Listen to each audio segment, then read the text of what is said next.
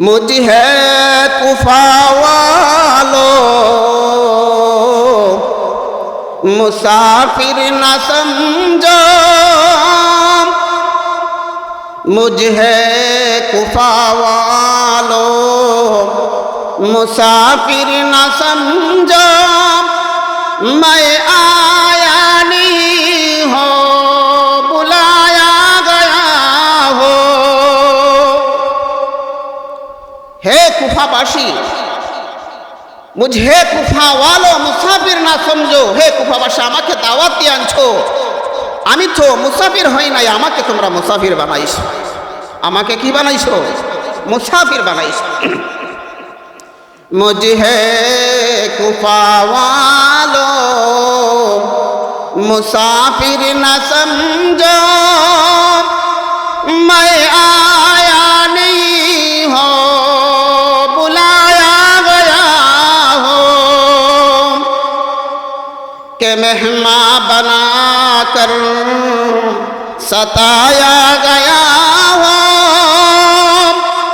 मैं रोया नहीं हो बुलाया गया हो। আমাকে মেহমান বানাইছো, আমাকে দাওয়াত দিয়ে আনাইছো, আমি তো এমনি এমনি আসি না। खुदा जाने कैसे है ए मेजबानी, बहुत और प्यासों का है बंद पानी।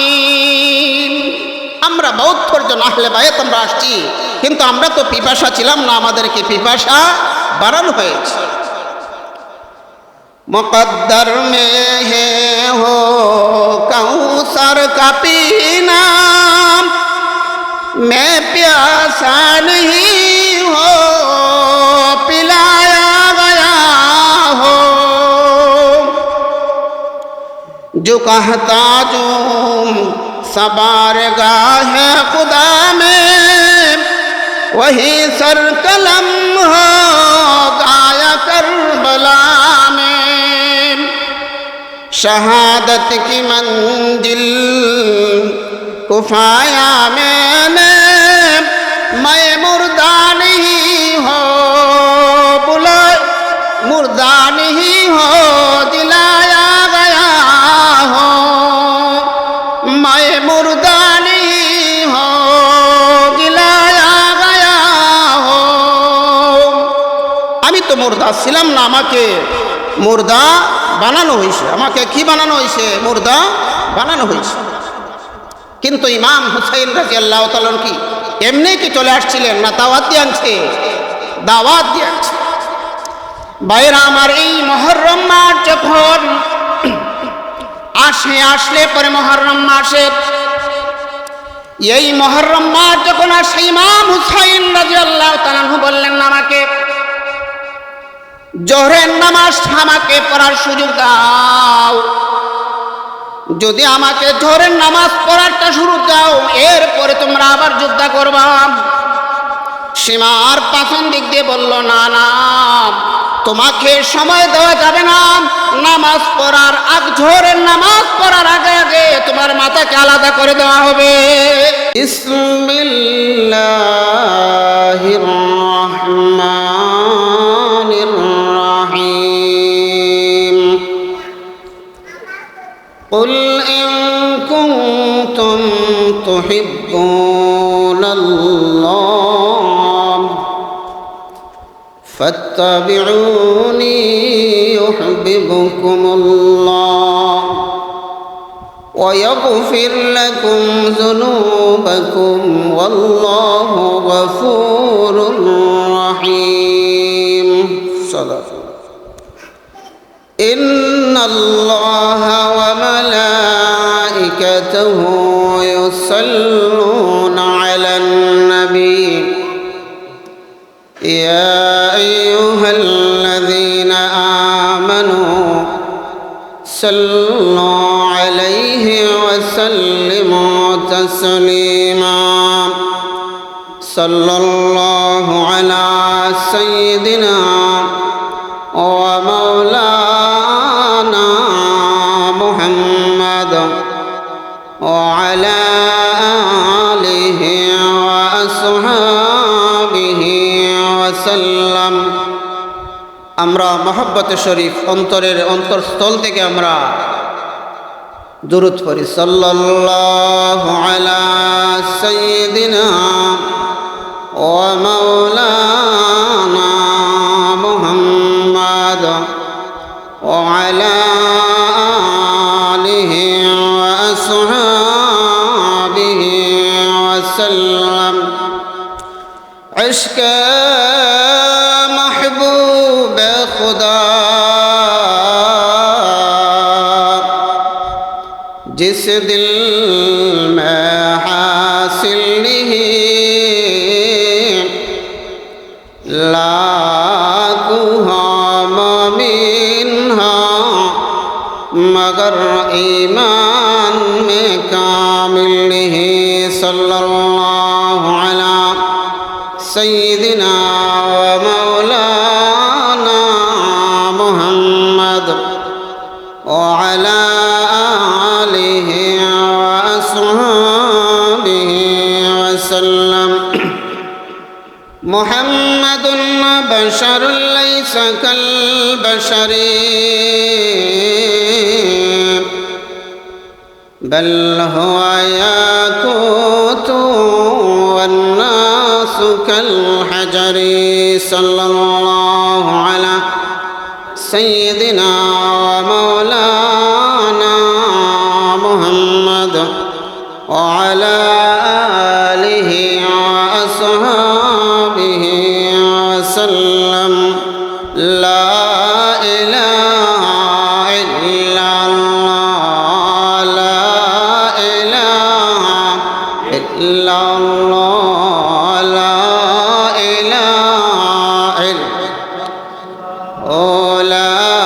इलाहा इल्लल्लाह उसने खल्क़त पैदा की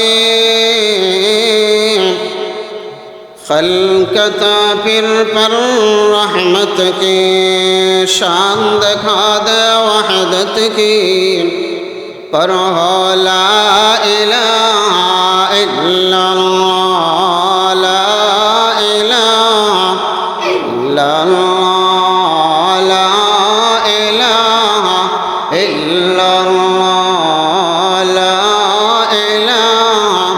इल्लल्लाह मुहम्मदुर रसूलुल्लाह सल्लल्लाहु अलैहि वसल्लम। আল্লাহ পাকের লাখ কোটি শুকর যে আল্লাহ পাক রব্বুল আলামিন আমাদেরকে আল্লাহর কাছে সবচাইতে দামি মাস হচ্ছে রমজান মাস। রমজান মাসের পরে দামি মাস হচ্ছে গিয়ে মুহররম মাস। এই মুহররম মাসে ইমাম হুসাইন রাদিয়াল্লাহু তাআলা আনহু শাহাদাত বরণ করেছেন। এই মাসের মধ্যে অনেক নবীরা দুনিয়ার বুকে আসছেন। অনেক নবীদের দোয়া এই মুহররম মাসের 10 তারিখ, যেটাকে আমরা আশুরা বলি, এই 10 তারিখ আল্লাহ পাক রব্বুল আলামিন দোয়া কবুল করেছে। মুহররম মাস যখন আসলে পরে তখন আমরা মুহররম মাসের 10 তারিখে রোজা রাখি কি রাখি না? কি বলেন আপনারা? কারণ মুহররম মাস যখন আসলে পরে তখন আমরা যে রোজা রাখি, আল্লাহর রাসূল করিম সাল্লাল্লাহু আলাইহি সাল্লাম 10 তারিখ রোজা রাসূল রাখতেন। আর বললেন যে আগামী বছর থেকে আমরা 9, 10 দুইটা রাখবো, না হলে 10, 11 দুইটা রাখবো। আর ইহুদিরা রোজা কয়টা রাখে? একটা রাখে, শুধু 10 তারিখের রোজা রাখে তা। তখন আল্লাহ রাসূল করিম সাল্লাল্লাহু আলাইহি সাল্লাম বললেন যে রোজা যখন তোমরা রাখবা, কয়টা রাখা লাগবো? 2টা। তখন এই রোজা রাখলে পর কি ফায়দা? 10,000 ফেরেশতা এই মুহররমের যে রোজা আছে, যখন আপনি রোজা রাখেন তখন 10,000 ফেরেশতা আপনার জন্য দোয়া করতে থাকে। সুবহানাল্লাহর জোরে কইতা না। 10,000 শহীদ যারা শাহাদত বরণ করে যুদ্ধ করে, 10,000 শহীদানদের সওয়াব আল্লাহ পাক রব্বুল আলামিন এই রোজা রাখনেওয়ালার আমল নামার মধ্যে আল্লাহ পাক সওয়াব দেন। 10,000 হাজি যারা হজ করেন, হজের মধ্যে যদি আমরা যাই, যাদের উপরে হজ ওয়াজিব হয়ে গেছে, বড় হজ করতে গিয়া 6 লক্ষ 7 লক্ষ টাকা লাগে। যাদের তৌফিক আছে তারা যায়, আর যাদের তৌফিক নাই তারা কি যাইতে পারে? যাইতে পারে না। 10,000 হাজিরা হজ করলে পর 10,000 হাজিরা হজ করলে পর যেই পরিমাণ সওয়াব আল্লাহ পাক এই মুহররমের রোজা রাখলে পর আল্লাহ পাক সেই পরিমাণ সওয়াব আমল নামার মধ্যে দেয়া দেয়। বলেন না সুবহানাল্লাহ। তাহলে ফায়দা আছে না নাই? কিন্তু আমরা এই ফায়দা মুহররম মাস যখন আসলে পরে তখন আমরা অনিসলামী কার্যকলাপ অনেকগুলো আমরা করি কি করি না?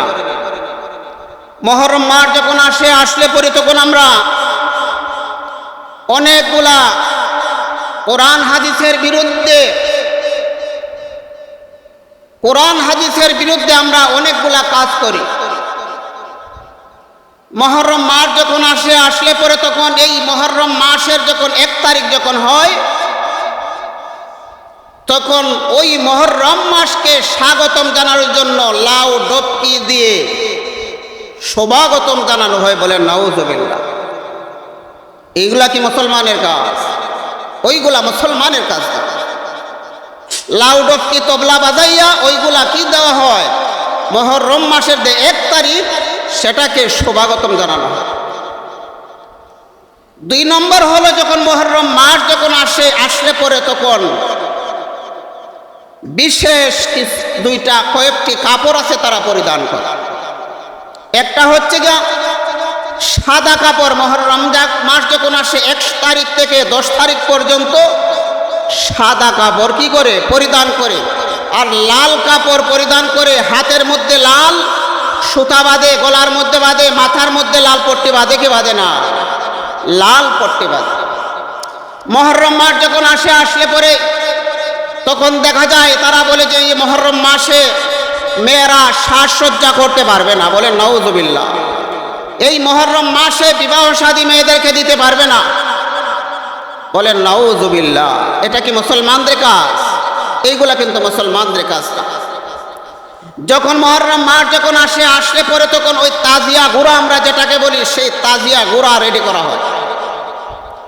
তাজিয়া গুড়াকে রেডি করে ওই তাজিয়া গুড়ার উপরে তখন টাকা পয়সা ওইগুলা দিয়ে সাজানো হয় কি হয় না? সাজানো হয়। আবার দেখা যায় মুহররম মাস যখন আসলে পরে দেখা যায় যখন হেচ্ছন হুচ্ছন যখন বলা হয়,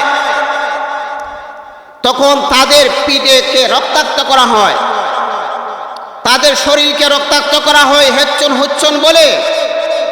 তখন অবস্থা দেখা যায়, এমন অবস্থা দেখা যায় তাদের হেচ্ছন হুচ্ছন করার পরে বোঝা যায় যে এটাই হচ্ছে সঠিক। এটা কি সঠিক? এটা কিন্তু সঠিক না। যে আমাদের বড় ভাই আসান মনে করেন আল্লাহ পাক রব্বুল আলামিন উনাকে সঠিক বুঝ আল্লাহ পাক রব্বুল আলামিন দান করছেন, এই জন্য উনি ওইগুলা বাদ দিয়ে ওইগুলাতে করাইতেছেন। ওইগুলা ভালো না খারাপ? ওইগুলা ভালো না খারাপ? ভালো।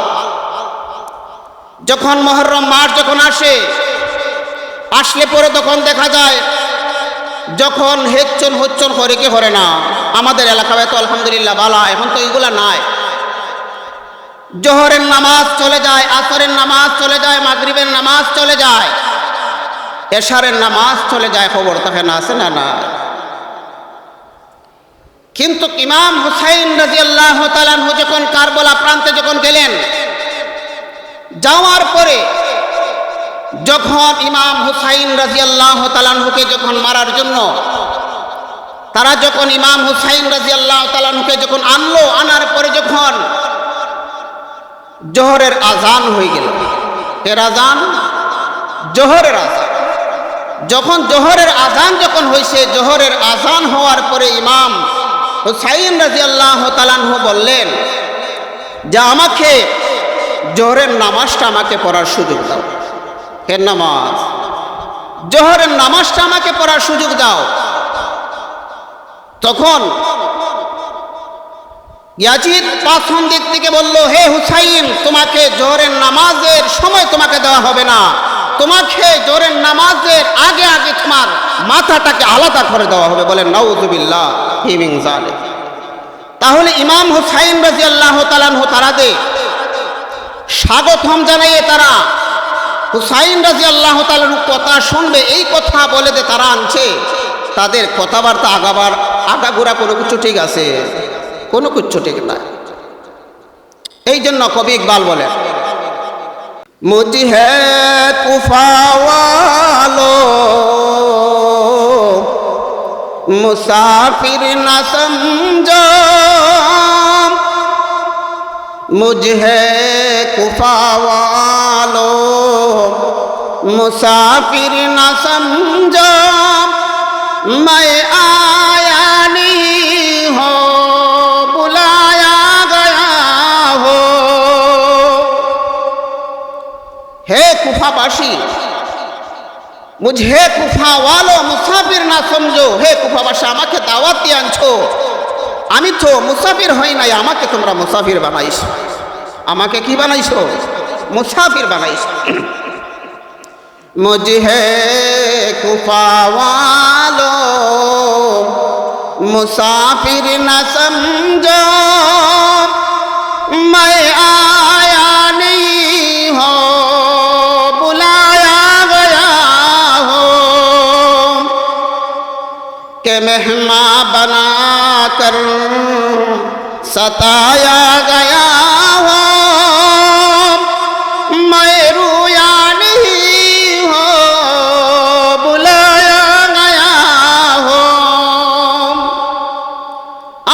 মেহমান বানাইছো, আমাকে দাওয়াত দিয়ে আনাইছো, আমি তো এমনি এমনি আসি না। खुदा जाने कैसे है ए मेजबानी, बहुत कर पियासो का है बंदे पानी। আমরা বহুত জন আহলে বায়াত আমরা আসছি, কিন্তু আমরা তো পিপাসা ছিলাম না, আমাদেরকে পিপাসা বাড়ানো হয়েছে। मुक़द्दर में है हो कौसर का पीना, मैं प्यासा नहीं हो पिलाया गया हो,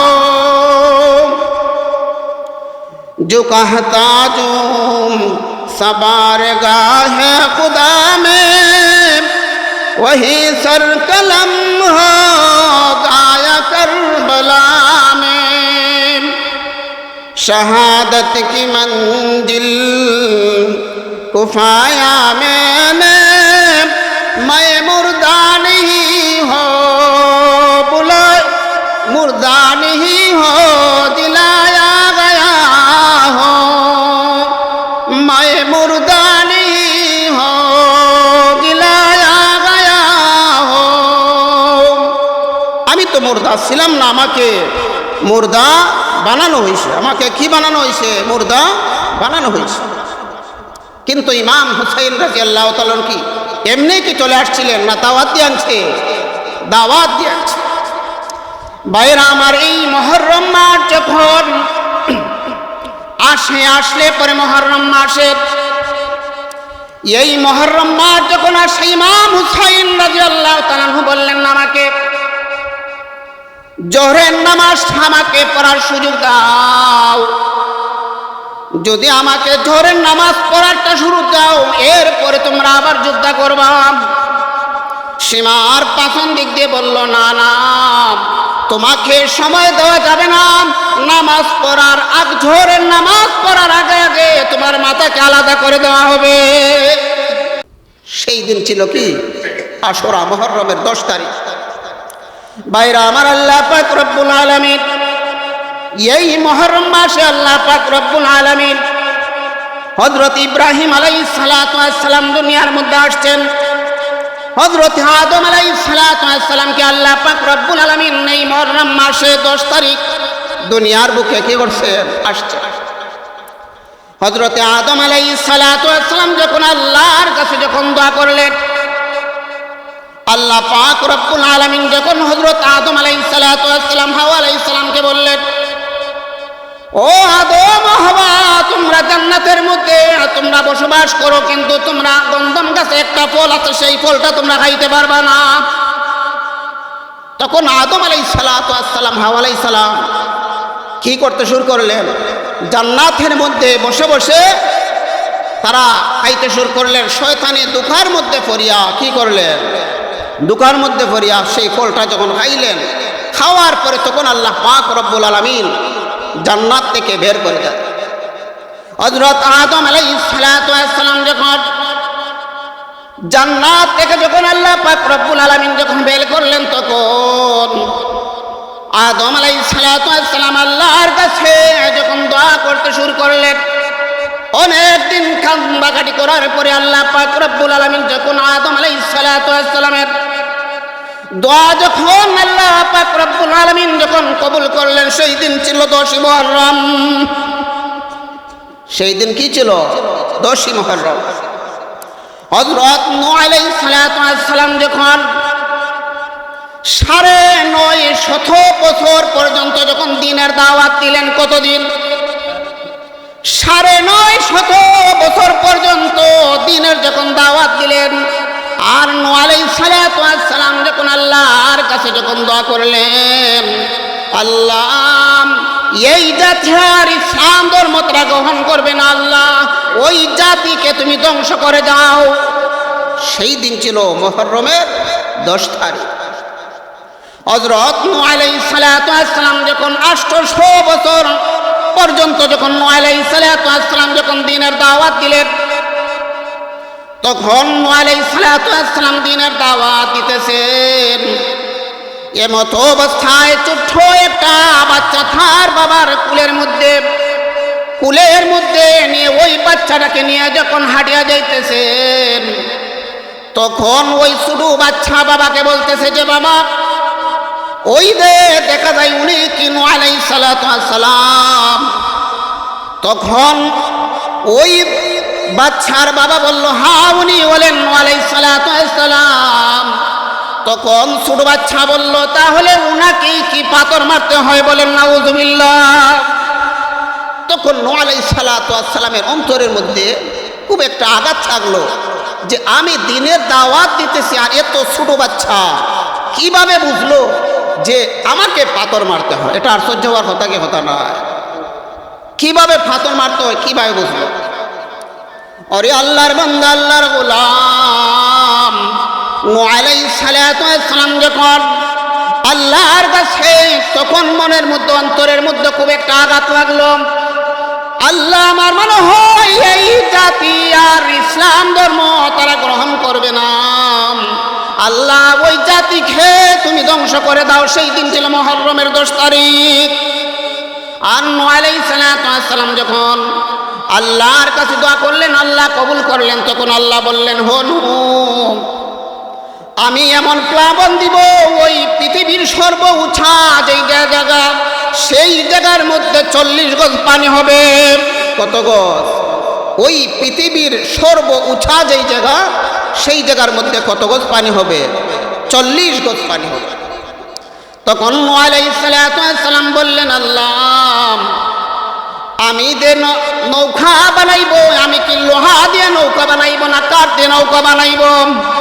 আল্লাহ পাক রব্বুল আলামিন বললেন, হ্যাঁ তুমি কাঠ দিয়ে তুমি নৌকা বানাইবাই, সেগুন কাঠ দিয়ে তুমি নৌকা বানাইবাই, শাল গাছ দিয়ে তুমি নৌকা বানাইবাই। শাল গাছ যখন বললেন, তখন নূহ আলাইহিস সালাতু ওয়াস সালাম তালাশ করতে শুরু করলেন, কিন্তু শাল গাছ তো আর পাইতেছেন না পাওয়ার কারণে নূহ আলাইহিস সালাতু ওয়াস সালাম আল্লাহকে বলতেছেন যে, আল্লাহ আল্লাহ আমি তো এত তালাশ করলাম কিন্তু শাল গাছ তো আমি পাইতেছি না। ওরে আল্লাহর বান্দা, আল্লাহর গোলাম, আল্লাহ পাক রব্বুল আলামিন নূহ আলাইহিস সালাতু ওয়াস সালামকে বললেন, হো নূহ, জিবরাইলকে বললেন, হো জিবরাইল যাও তুমি একটা শাল গাছ দিয়ে নূহ আলাইহিস সালাতু ওয়াস সালামের হাতের মধ্যে দাও। ওই গাছটা যখন রইবে, রোয়ানির পর ওই গাছটা যখন বড় হবে, তখন নূহ আলাইহিস সালাতু ওয়াস সালাম নৌকা বানাইবে। বলেন না সুবহানাল্লাহ। নূহ আলাইহিস সালাতু ওয়াস সালাম নৌকা বানাইবে গাছটা যখন বড় হবে। নূহ আলাইহিস সালাতু ওয়াস সালাম যখন রইলেন, তখন বিদর্মীরা এসে বললেন, ও নূহ, তুমি এই গাছ রইয়া তুমি কি করবাই? নূহ আলাইহিস সালাতু ওয়াস সালাম বললেন, ওই গাছ যখন বড় হবে, বড় হওয়ার পরে নৌকা বানাইব। নৌকা বানানোর পরে এমন প্লাবন হবে, বন্যা হবে, ওই পৃথিবীর সর্ব উঁচা যেটা, সেখানের মধ্যে 40 গজ পানি হবে। তখন বেঈমান কাফির মুশরিকরা তারা বলল, হো নূহ, তুমি যখন পাগল, তোমার আল্লাহ পাগল। বলেন নাউযুবিল্লাহি মিন যালিক। ওই নূহ আলাইহিস সালাতু ওয়াস সালাম যখন গাছ যখন রোপণ করলেন, রোপণ করার পরে দীর্ঘ 100 বছর গেছে। কত বছর? 100 বছর গেছে। 100 বছর যাওয়ার পরে গাছ যখন বড় হয়েছে, বড় হওয়ার পরে নূহ আলাইহিস সালাতু ওয়াস সালামকে আল্লাহ বললেন, ও নূহ, ওই গাছকে কেটে তুমি নৌকা বানাও। ও আল্লাহর বান্দা, আল্লাহর গোলাম, ওই নূহ আলাইহিস সালাতু ওয়াস সালাম চিন্তার মধ্যে পড়ে গেলেন যে আল্লাহ, ওই নৌকা আমি কিভাবে আমি নৌকা বানাইব? আল্লাহ পাক রব্বুল আলামিন বললেন, ও নূহ, তোমার চিন্তা করার কোনো কারণ নাই, আমি আল্লাহ পাক রব্বুল আলামিন ইঞ্জিনিয়ার হিসেবে জিবরাইলকে পাঠাইলাম। সুবহানাল্লাহ বলবেন না? কারে পাঠাইছেন? জিবরাইল আলাইহিস সালাতু ওয়াস সালামকে পাঠাইলেন। আল্লাহ পাক রব্বুল আলামিন বললেন, হো জিবরাইল, যাও, তোমাকে ইঞ্জিনিয়ার হিসাবে তোমাকে পাঠাইলাম। নূহ আলাইহিস সালাতু ওয়াস সালাম বললেন যে আল্লাহ, নৌকাটা কিভাবে বানাবো?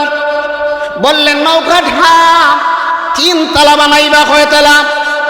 3 তলা। নিচের তলায় থাকবে পশু, আর দ্বিতীয় তলার মধ্যে থাকবে পশু পাখিগুলা যেগুলা আছে, জীবজন্তুগুলা থাকবে, আর উপর তলায় থাকবে শ্রেষ্ঠ মানুষ। উপর তলায় কি থাকবে? শ্রেষ্ঠ মানুষ থাকবে। আল্লাহ পাক রব্বুল আলামিনকে বললেন যে আল্লাহ, জিবরাইল আলাইহিস সালাতু ওয়াস সালামকে পাঠাইলাম, নৌকা তো বানাইব। নৌকা কত হাত লম্বা দিব? আল্লাহ পাক রব্বুল আলামিন বললেন, হো নূহ আলাইহিস সালাতু ওয়াস সালাম, নৌকাটা 80 গজ লম্বা হবে। কত গজ? সুবহানাল্লাহ হইতা না? নৌকাটা 80 গজ লম্বা হবে। আর পাশ হবে কতটুকু? বললেন পাশ হবে 50 গজ। আর গভীরতা কতটুকু? 30 গজ গভীর হবে। নৌকা ছোট না বড়? অনেক বড় নৌকা। নূহ আলাইহিস সালাতু ওয়াস সালাম যখন নৌকা বানানো শুরু করলেন, যখন নৌকা বানাইতে শুরু করলেন, যখন নৌকা বানানো শেষ হয়ে গেছে, তখন বেঈমান কাফির মুশরিকরা নূহ আলাইহিস সালাতু ওয়াস সালামের কাছে এসে তারা মশকারি করতে শুরু করছে, টিটখারি করতে শুরু করছে যে নূহ আলাইহিস সালাতু ওয়াস সালাম নৌকা বানাইছে, তাহলে ও নূহ, তাহলে তোমার যে নৌকা আছে, এই নৌকাটা আমরা সবাই মিলে বারোইয়া আমরা এটাকে ভরপুর করে দিব। বলেন নাউযুবিল্লাহি মিন যালিক। যখন নৌকা বানাইলেন, বানানোর পরে তারা 20 জন 30 জন এসে তারা ওই নৌকার মধ্যে আসিয়া বারোইতে শুরু করলো। বারোইতে সারা নৌকার একবারে ভরপুর করে দিয়েছে। বাইরা আমার, যখন বৃদ্ধা এক লোক, সে যখন হাঁটতে পারে না, চলাফেরা করতে পারে না, অনেক কষ্ট হয়ে চলাফেরা করতে, সেও বলতেছে নূহ আলাইহিস সালাতু ওয়াস সালামের যে নৌকা আছে, ওই নৌকার মধ্যে গিয়ে আমিও গিয়া বারোই। সেও কি করতেছে, যা আমি নূহ আলাইহিস সালাতু ওয়াস সালামের নৌকার মধ্যে গিয়া বারোই মতো ঘর। সে তো হাঁটতে পারে না, কষ্ট করে নূহ আলাইহিস সালাতু ওয়াস সালামের নৌকার মধ্যে গিয়া উঠছে, আর যেই মাত্র উঠছে একটা পাও রাখছে, আর দ্বিতীয় পাও যখন রাখছে, রাখার সাথে সাথে দ্বিতীয় পাওটা পিছলিয়া নৌকার মধ্যে সে ডুবে গেছে। ডুবার পরে সে হাবুডুবু হাওয়া শুরু করছে কিনা করছে না? কতটুকু গভীর? 30 গজ গভীর। 30 গজ হাবুডুবু হাইতে শুরু করলো। হাবুডুবু হাইয়া সে যখন উঠলো, উঠার পরে দেখা যায় তার শারীরিক অনেকগুলা সমস্যা ছিল। যখন অনেকগুলা সমস্যা ছিল, চলাফেরা করতে পারতো না, অনেকগুলা বসন্ত, একটা রোগ, অনেকগুলা রোগ আল্লাহ পাক রব্বুল আলামিন এই এরিয়ার মধ্যে দেখা দিলেন বসন্তর মতো।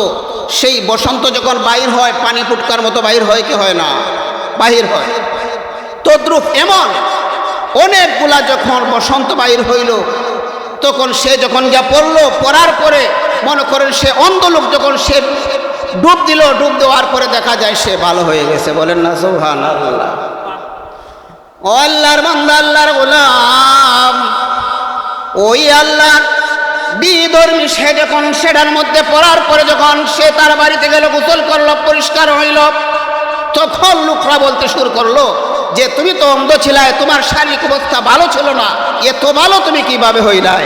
তখন সে বলতে শুরু করলো যে আমি তো ভালো ছিলাম না, আমি নূহ আলাইহিস সালাতু ওয়াস সালামের যে নৌকা ছিল, নৌকার মধ্যে গিয়ে যখন ফাড়া দিছি, ফাড়া দেওয়ার পরে একটা পাও দিছি, দ্বিতীয় পাও দিতেই আমার পাওটা পিছলে গেছে।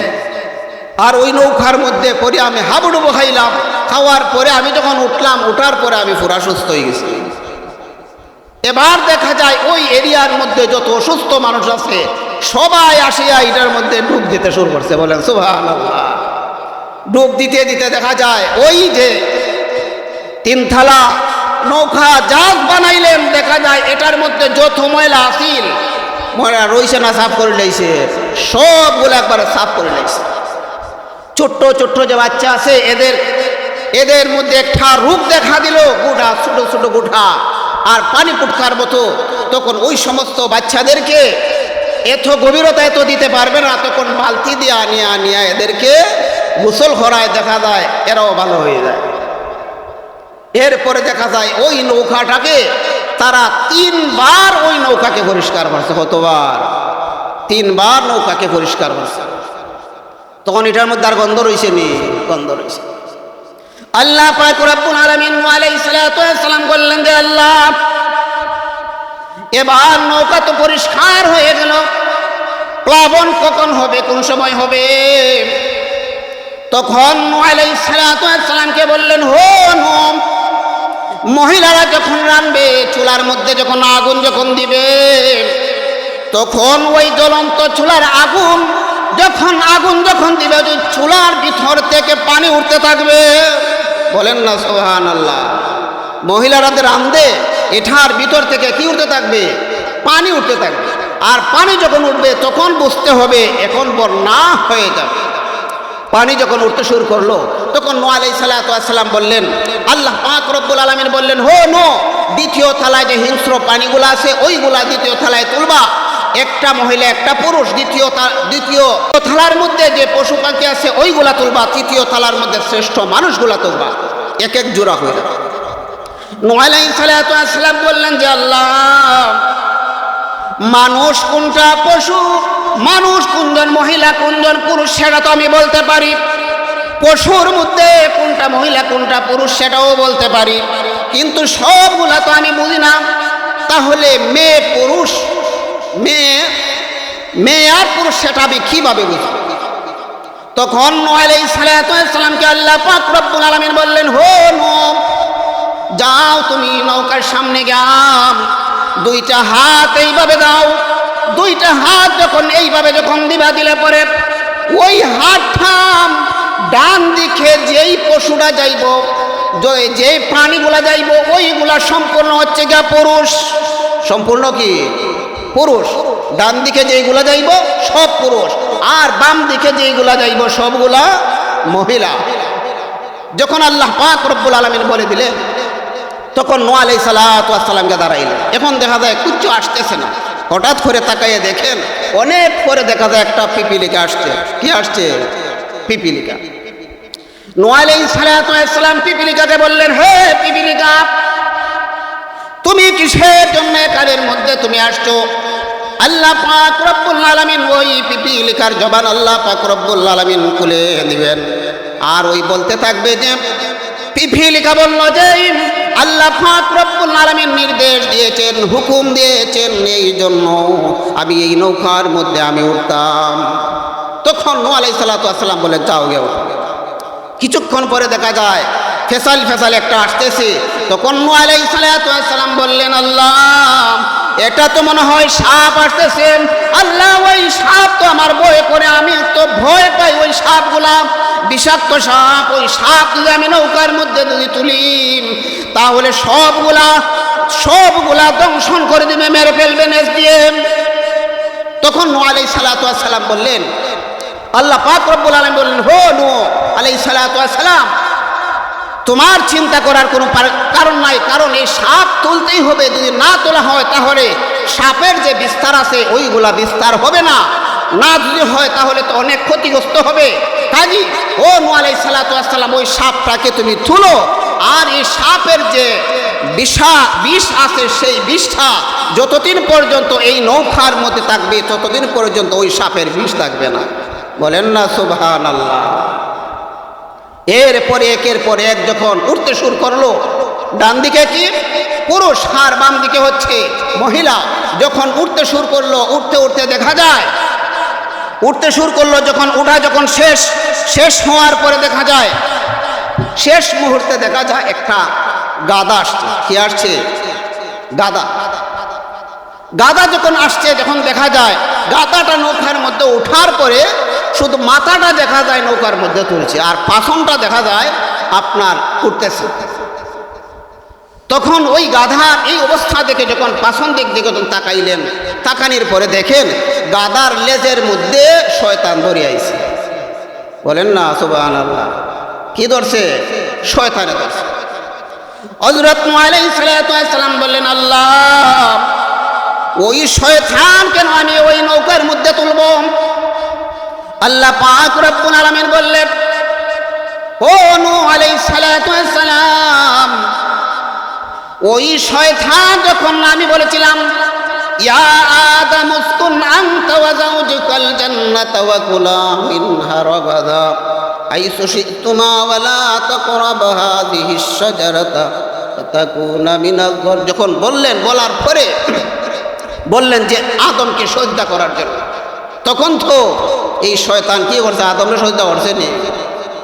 আল্লাহ পাক রব্বুল আলামিন বললেন, তুমি যদি হযরত আদম আলাইহিস সালাতু ওয়াস সালামকে যদি সজদা যদি তুমি করো না, তাহলে চিরদিনের জন্য তোমাকে জাহান্নামী, চিরদিনের জন্য কি জাহান্নামী।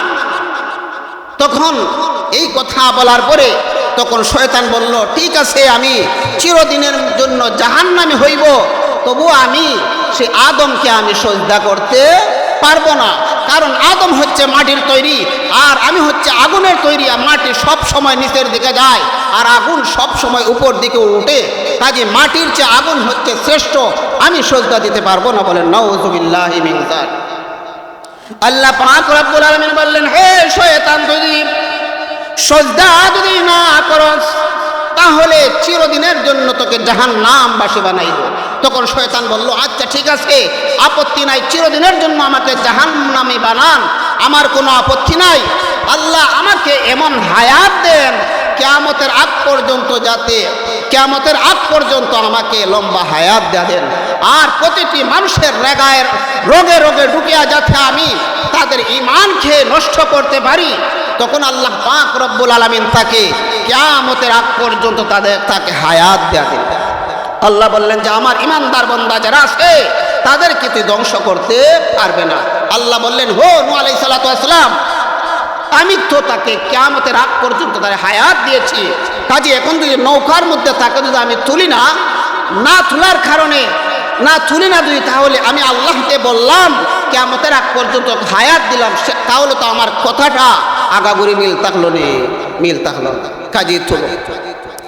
তখন নূহ আলাইহিস সালাতু ওয়াস সালাম শয়তান সহকারে গাধা সহকারে তোলার পরে তখন কিছুক্ষণ পরে আসছে একটা সিংহ আসার পরে সিংহ ডরাইবার কথা নাই, সিংহ যদি গর্জন দেয় লড়া চড়া করে কিতাব আমরা এখানে তাক মনে খেয়েও নূহ আলাইহিস সালাম বললেন যে আল্লাহ, এই বিশাল বড় সিংহ এটা তো আমার ভয় করে, নৌকার মধ্যে যদি তুলি সবগুলা মেরে ফেলবে। আল্লাহ পাক রব্বুল আলামিন বললেন, ও নূহ, ওই সিংহর মাথার মধ্যে তুমি হাত দাও। কি দেও? সিংহর মাথার মধ্যে হাত দাও। তখন নূহ আলাইহিস সালাম যখন সিংহর মাথার মধ্যে যখন হাত দিলেন, হাত দেওয়ার পরে তখন আল্লাহ বললেন, হো নূহ আলাইহিস সালাম কি ঠার বাইলা? নূহ আলাইহিস সালাম বললেন যে আল্লাহ, এই সিংহটার মাথা তো প্রচন্ড গরম। আল্লাহ পাক রব্বুল আলামিন বললেন, হো নূহ আলাইহিস সালাম, আমি ওই সিংহর গায়ে আমি আল্লাহ পাক রব্বুল আলামিন জ্বর দেয়া দিলাম। বলেন না সুবহানাল্লাহ। এর আগে কোনো মানুষের জ্বর ছিল না। আর বললেন, এই নৌকার মধ্যে যারা উঠবে, উঠার পরে যতগুলা শক্তি আসে প্রত্যেকটা সবগুলার মধ্যে আমি আল্লাহ পাক জ্বর নামক যে রোগটা আছে আমি দেয়া দিলাম, আর সবগুলা দুর্বল হয়ে গেল। বলেন না সুবহানাল্লাহ। সবাই যখন উঠলেন প্লাবন হবে, প্লাবন যখন শেষ হয়ে গেল তখন হঠাৎ করে নূহ আলাইহিস সালামের স্মরণ হইল যে আমাকে তো একজন বৃদ্ধা মহিলা বলছিল যে এই নৌকার মধ্যে তোলার লাগে, কিন্তু আমি তো ওই মহিলাটাকে আমি নৌকার মধ্যে তুলি না। বাইরা আমার, নূহ আলাইহিস সালাম চলে গেলেন ওই বৃদ্ধা মহিলার বাড়িতে।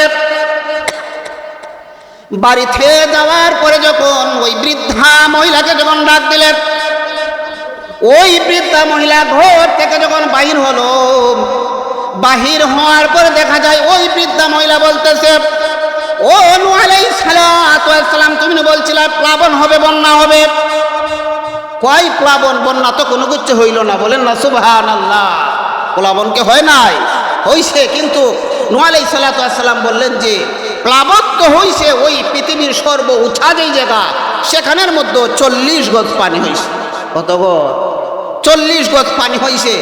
তখন আল্লাহ পাক রব্বুল আলামিন বললেন, ও নূহ আলাইহিস সালাম, তুমি তোমার উম্মতকে তুমি ভুলে যাইতে পারো, কিন্তু তুমি তো বলছিলাই ওই মহিলাকে নৌকার মধ্যে তুলবা, কিন্তু তুমি তুলো নাই। কিন্তু আমি আল্লাহ পাক রব্বুল আলামিন, যেহেতু ওই লোকটা ঈমান এনেছে, আমি এক আল্লাহর উপরে বিশ্বাস করেছে, কাজী আমি আল্লাহ তাকে ভুলে যাইতে পারি না। বলেন না সুবহানাল্লাহ। এই মহিলার আশেপাশে আমি আল্লাহ পাক রব্বুল আলামিন কোনো পানি দেই না। বলেন না সুবহানাল্লাহ। আল্লাহ পাক রব্বুল আলামিন নূহ আলাইহিস সালামের দোয়া দিয়ে আল্লাহ পাক কবুল করেছিলেন। সেই দিন কোন দিন ছিল? মুহররমের 10 তারিখ। হযরত ইব্রাহিম আলাইহিস সালাম নমরুদ যখন আগুনের মধ্যে যখন বালাইল, 3.5 মাস পর্যন্ত নমরুদ 3.5 মাস পর্যন্ত শত শত শ্রমিকরা 3.5 মাস পর্যন্ত লাকড়ি বহন করছে একমাত্র ইব্রাহিম আলাইহিস সালামরে জানানোর লাগে। আর চতুর্দিকে চৌসাকরি দেওয়াল দিছে, দুনিয়ার কোনো মানুষ যাতে টপকে ঢুকতে পারে না, কেউ যাতে সেই দেওয়াল টপকে ঢুকতে পারে না। বাইরা আমার, যখন নমরুদ যখন এমন উঁচা করে দেওয়াল দিল, দুনিয়ার কোন মানুষ এই দেওয়ালের ভিতরে টপকিয়া ঢুকার মতো কোনো ক্ষমতা নাই। যখন ইব্রাহিম আলাইহিস সালামকে যখন আগুনের মধ্যে যখন নিক্ষেপ করলো, তখন ইব্রাহিম আলাইহিস সালাম দেখে ইব্রাহিম আলাইহিস সালাম জ্বলতেছেন। বাইরা আমার, আল্লাহ পাক রব্বুল আলামিন আগুনকে নির্দেশ করলেন, হে আগুন, আমি আল্লাহ পাক রব্বুল আলামিন হুকুম করে দিলাম ইব্রাহিম আলাইহিস সালামকে জ্বালানোর জন্য 3.5 মাস পর্যন্ত লাকড়ি বহন করতে। হাজার হাজার শ্রমিকরা লাকড়ি বহন করছে ইব্রাহিমকে জ্বালানোর জন্য, কিন্তু আমি আল্লাহ পাক রব্বুল আলামিন নিষেধ করে দিলাম, ইব্রাহিমের একটা পশমতর জ্বালানোর ক্ষমতা নাই। বলেন না সুবহানাল্লাহ। যখন না মধ্যখানে যখন ইব্রাহিম আলাইহিস সালামকে যখন পালাইছে, পালানোর পরে এখন তো ইব্রাহিম আলাইহিস সালাম জ্বলতেছে না।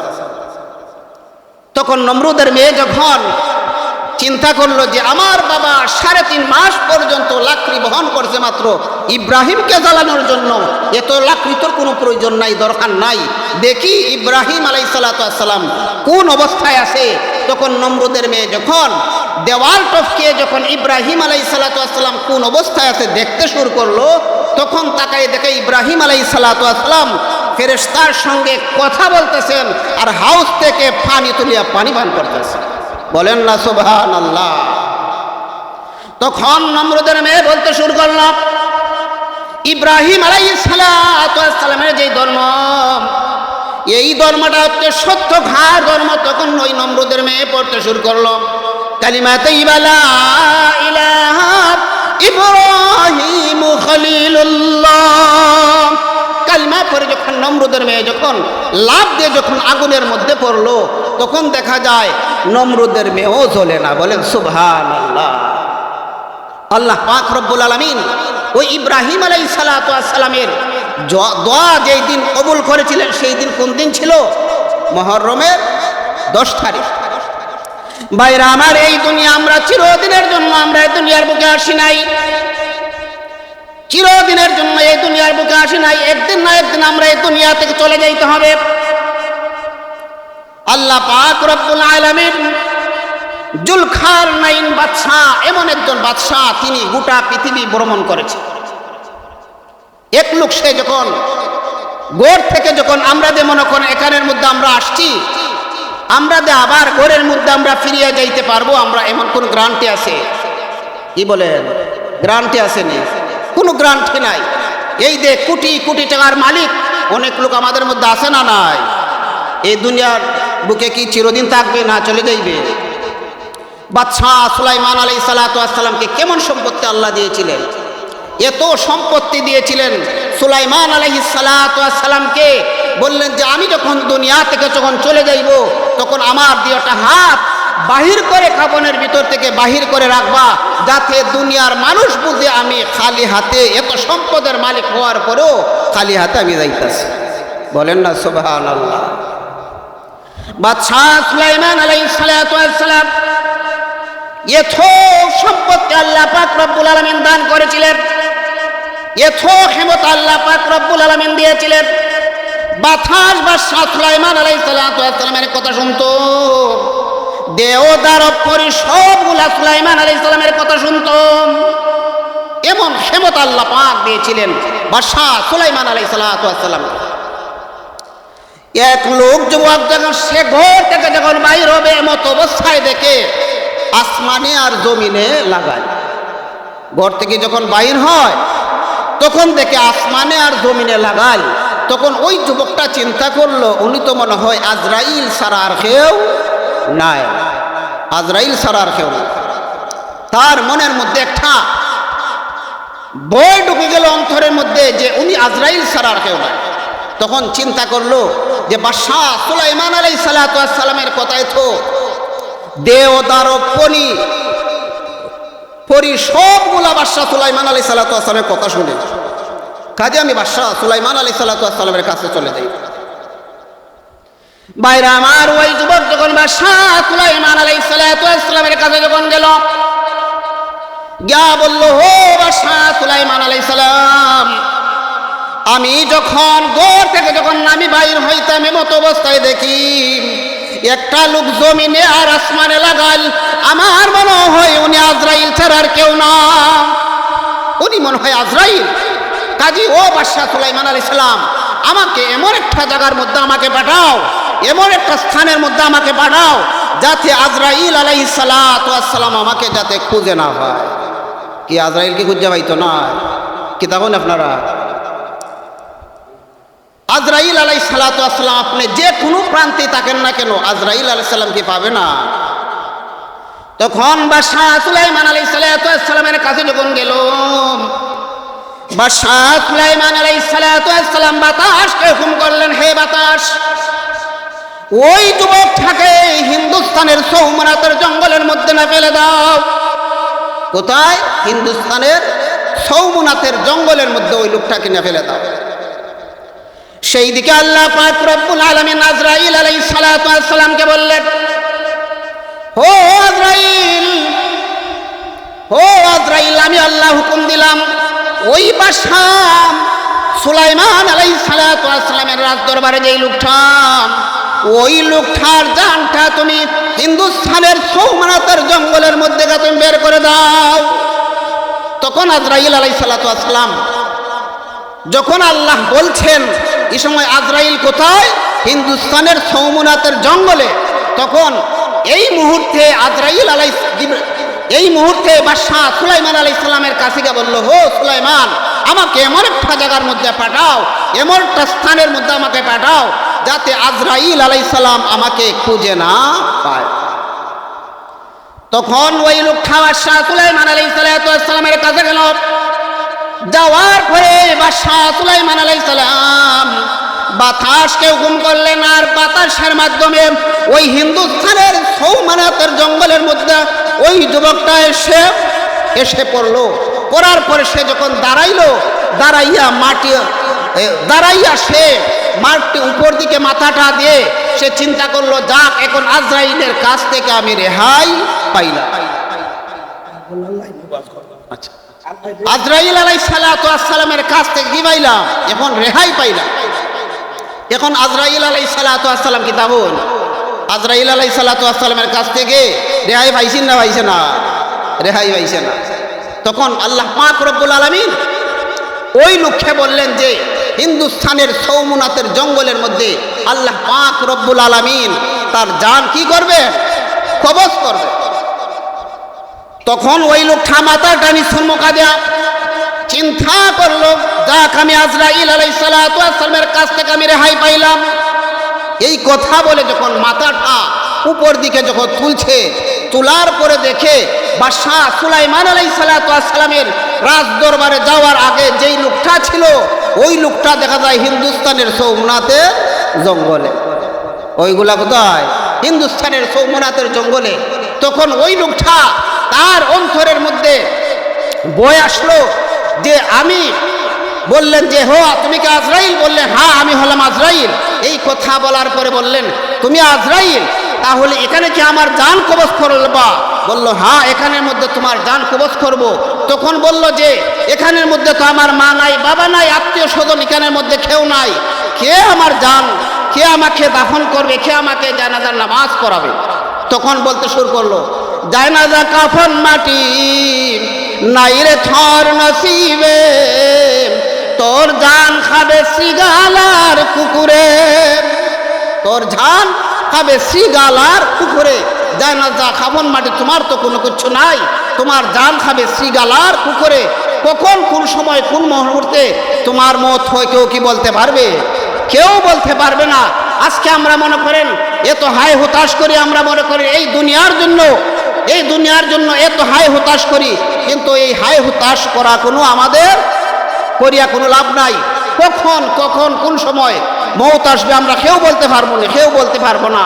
মনে করেন আমরা যে আজকে এই যে আয়োজন করছেন, মনে করেন হাসান ভাই এই যে আয়োজন করছেন, যে আয়োজন করার উদ্দেশ্য হচ্ছে মনে করেন উনার আব্বা আম্মা, উনার আওলাদ যারা আছে সবার জন্য দোয়া করার জন্য, মনে করেন দোয়া করার জন্য। কারণ উনি যে অতীতে যে একটা ভুল পথে ছিলেন, যে অনিসলামী একটা কার্যকলাপের মধ্যে উনি ছিলেন, উনি ওই জিনিসটা বুঝতে পারছেন যে আমি যে এই পথেতে আসি এটা তো ভুল পথে আসি, কারণ আমি যে এই হেচ্ছন ওইগুলা যে করতেছি এইগুলা তো সম্পূর্ণ কোরআন হাদিসের বিরুদ্ধে। এই যে আমরা যখন মুহররমের 1 তারিখ যখন আসলে পরে দেখা যায় যে আমরা সাদা কাপড় পরিধান করি, লাল শালু আমরা পরিধান করি, মাথার মধ্যে আমরা লাল পট্টি বাঁধি, হাতের মধ্যে ওইগুলা তো সম্পূর্ণ কোরআন হাদিসের উল্টা নয়, সবগুলা কোরআন হাদিসের হচ্ছে উল্টা।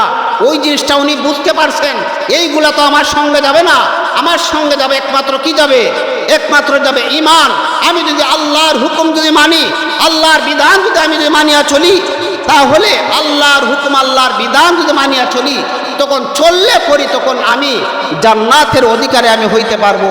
আজকে মনে করেন যে অনিসলামী কার্যকলাপ সত্যই আমরা করি না কেন, আজকে যে এই দোয়ার মাহফিলের আয়োজন করছেন, যদি এই কথাবার্তা মনে করেন বুজুর্গানে খাম আলেম ওলামা যখন এই কোরআন এবং হাদিসের আলোচনা যখন করবেন, করার পরে যদি একটা কথার উপরে যদি একটা বান্দা যদি আমল করে, তাহলে ওনার যে দোয়ার মাহফিল এটা কামিয়াব হবে কি হবে না? কামিয়াব হবে। আজকে মনে করেন আমাদের আব্বা, আমাদের চাচা, আমাদের ভাই বেরাদর, আত্মীয় স্বজন, মনে করেন হাসান ভাইয়ের আব্বাও, মনে করেন সবাই আমরা একের পর এক চলে যাইতেছেন। আমরা কি এই দুনিয়ার বুকে থাকবো চিরদিন? আমরা কিন্তু এই দুনিয়ার বুকে আমরা চিরদিন থাকবো না। মনে করেন চিরদিন থাকবো না। কিভাবে আমরা পরখাল পাবো, আখিরাত পাবো? যখন আমরা হক্কানি বুজুর্গানে কেরাম, উলামায়ে কেরাম যখন আসিয়া যখন এই কোরআন এবং হাদিসের আলো যখন আমরা শুনলে পরে তখন আমরা আমল করব। আর আমল যখন করব, আল্লাহর হুকুম, আল্লাহর বিধান যখন মানিয়া চলবো, তখন আমরা জান্নাতের অধিকারী আমরা হইতে পারবো। যখন আমরা দুনিয়া থেকে যখন চলে যাইব, ভালো কাজ যদি করি, তাহলে আমাদের মাথার পাশে কি থাকবে? কোরআন। আমরা এত কষ্ট করে ছেলে সন্তানদেরকে আমরা মানুষ বানাইয়ার চেষ্টা করতেছি, কিন্তু একজনকে আমরা কোরআনে হাফেজ বানাইলাম না, আলেম বানাইলাম না। কিন্তু একজন হাফেজ, একজন আলেম যদি আমরা বানানির কারণে লাভ আছে না নাই? লাভ আছে। একজন সন্তান যদি আপনার বাবার জানাজার নামাজ পড়াইয়া দিতে পারে, মায়ের জানাজার নামাজ যদি পড়াইয়া দিতে পারে, 70 জন আল্লাহর ওলির চেয়েও শ্রেষ্ঠ। বলেন না সুবহানাল্লাহ? 70 জন আল্লাহর ওলির চেয়েও শ্রেষ্ঠ।